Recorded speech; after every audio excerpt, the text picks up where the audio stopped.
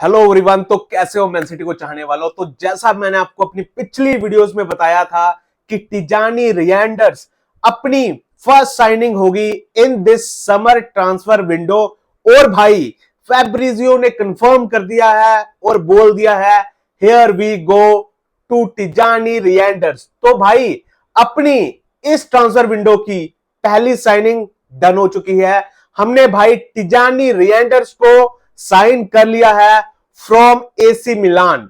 और भाई ये डील डन हुई है अराउंड 70 मिलियन यूरोस के करीब। और क्लब वर्ल्ड कप से पहले नंबर 8 लाना इन आर टीम, जहां काफी ज्यादा जरूरत थी नंबर 8 की इन आर टीम। तो भाई क्लब वर्ल्ड कप में हम अच्छा परफॉर्म कर सकते हैं अब, क्योंकि हमारे पास एक अच्छा नंबर 8 आ चुका है। भाई सीरिया ए का मिडफील्डर ऑफ द सीजन था टिजानी रियंडर्स, और अब ये प्लेयर हमारा हो चुका है। तो ये काफी अच्छी न्यूज है भाई सारे मैन सिटी फैंस के लिए और सारे प्रीमियर लीग फैंस के लिए। तो भाई लोगों, आपका क्या पॉइंट ऑफ व्यू है रिगार्डिंग टिजानी रियंडर्स? प्लीज भाई लेट मी नो इन कमेंट्स। तो काफी टाइम से हम सुन रहे थे कि रियंडर्स में हम इंटरेस्टेड हैं, लेकिन भाई हमें बस इसी चीज का डर था कि ये डील ऑफ ना हो जाए जैसे फ्लोरियन विट्स की हुई थी। तो बस यही उम्मीद थी कि जल्दी से जल्दी ये डील डन हो, और भाई ये डील डन हो चुकी है और हमने अपनी पहली साइनिंग कर ली है। बस अब उम्मीद यही है कि अपनी बची हुई 2 साइनिंग्स चर्की और 8 नोरी को भी हम जल्द से जल्द साइन करें। अगर मैं चर्की की बात करूं तो भाई वो काफी ज्यादा इंटरेस्टेड है टू ज्वाइन मैनचेस्टर सिटी, लेकिन भाई अभी प्रॉब्लम आ रही है उसकी वैल्यू को लेकर।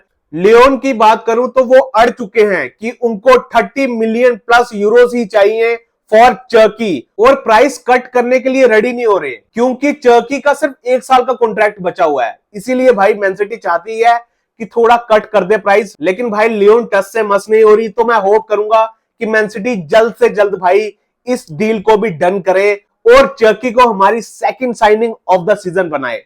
और तीसरा प्लेयर जो मैन सिटी आ सकता है बिफोर क्लब वर्ल्ड कप वो है रायन एट नोरी, और ये डील भी एडवांसिंग स्टेज पे है और कभी भी हेयर वी गो आ सकता है फॉर दिस प्लेयर ऑल्सो। तो भाई लोगों, एट नोरी टू मैन सिटी भी काफी ज्यादा क्लोज है after receiving green light from एट नोरी। तो अब देखते हैं कि ये डील भी कितनी जल्दी होती है डन। तो मैं बस यही होप करूंगा कि जैसे टिजानी रियंडर्स को हमने डन कर दिया है, वैसे ही हम चर्की और एट नोरी को भी जल्दी से जल्दी डन करें, specially before club world cup, ताकि हम क्लब वर्ल्ड कप में कुछ अच्छा कर पाए और finger crossed club world cup जीत पाए।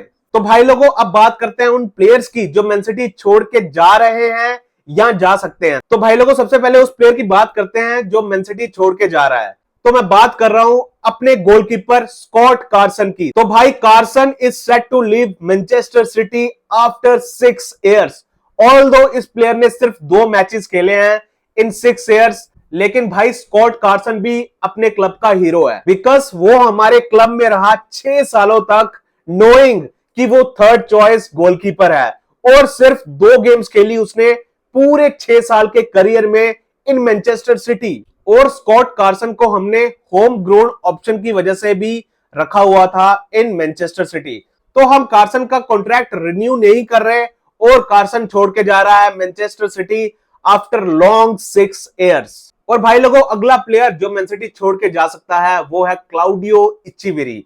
तो भाई लोगों, जैसा कि मैंने आपको अपनी पिछली वीडियोस में बताया था कि इचिवेरी को हम जिरोना भेज सकते हैं ऑन लोन, लेकिन अब सीरिया ए टीम्स का भी इंटरेस्ट आ रहा है इन इचिवेरी। तो भाई मुझे यही लग रहा है कि शायद हम इचिवेरी को लोन पे भेज सकते हैं, क्योंकि अगर चर्की को हमने साइन कर लिया फिर मेरे हिसाब से तो 100% ही हो जाएगा कि हम इचिवेरी को लोन पे भेजेंगे।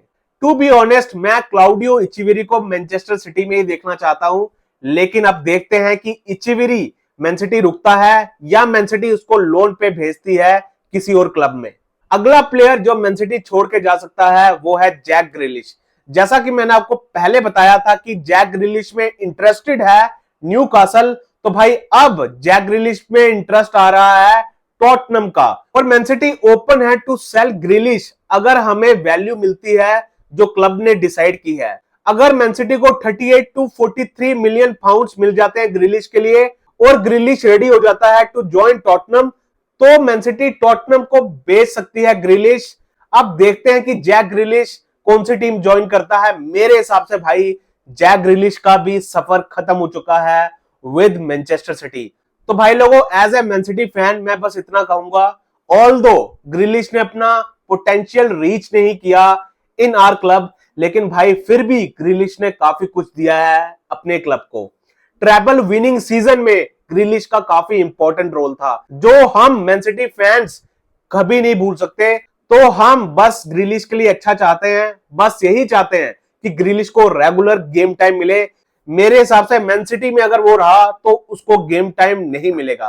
तो अब देखते हैं कि ग्रिलिश कौन सा क्लब ज्वाइन करता है इन दिस ट्रांसफर विंडो। तो भाई लोगों, ये सब कुछ थी मैन सिटी से रिलेटेड न्यूज। अगर कोई भी और न्यूज आती है भाई लोगों, I will let you know. तब तक सपोर्ट करते रहिए इस ब्यूटीफुल क्लब को, इस ग्रेट क्लब को, कम ऑन सिटी। और भाई लोगों, हमने पहली साइनिंग कर ली है, एक दो साइनिंग और करने वाले हैं, और रॉड्री भी वापस आ रहा है। तो मार्क माय वर्ड्स, हम अच्छा कंपटीशन देंगे हर टीम को।